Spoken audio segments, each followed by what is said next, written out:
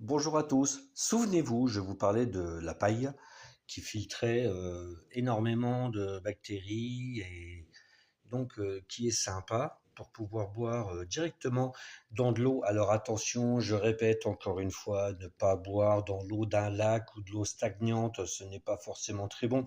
Trouvez-vous une source. De chaque côté d'une montagne, lorsqu'il y a un pan descendant, vous allez trouver des sources. C'est très facile. C'est pour ça qu'en bas, vous allez trouver des villages. C'est parce qu'il y a de l'eau en permanence.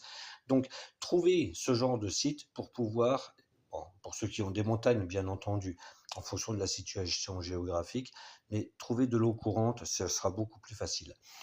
À cela, on va ajouter, bah voilà, j'en avais pas parlé, donc c'est une gourde filtrante.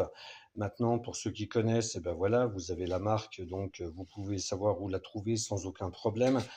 Donc c'est une gourde filtrante, vous voyez, vous avez 650 centilitres, donc c'est quand même pas trop mal.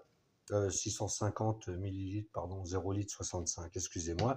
Et là, vous avez une paille filtrante, donc voilà, on voit le filtre à l'intérieur.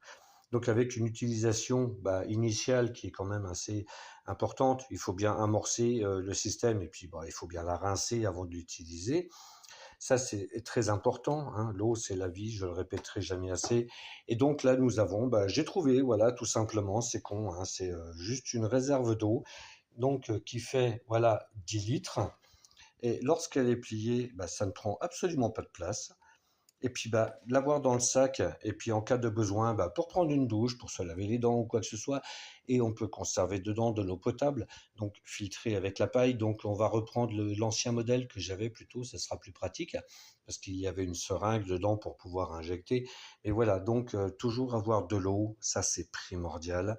Donc voilà le matériel que j'estime nécessaire dans le sac de survie, tout simplement.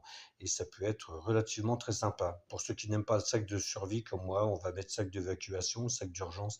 Mais bon, voilà, quelques petits achats, effectivement, ça a un coût au bout d'un moment, mais à combien estimez-vous le prix de votre vie là, hein? On paye bien une assurance vie et puis finalement, ils ne nous assurent pas de rester en vie. Donc, quelque part, l'avoir sur soi, c'est toujours pratique, c'est toujours bien.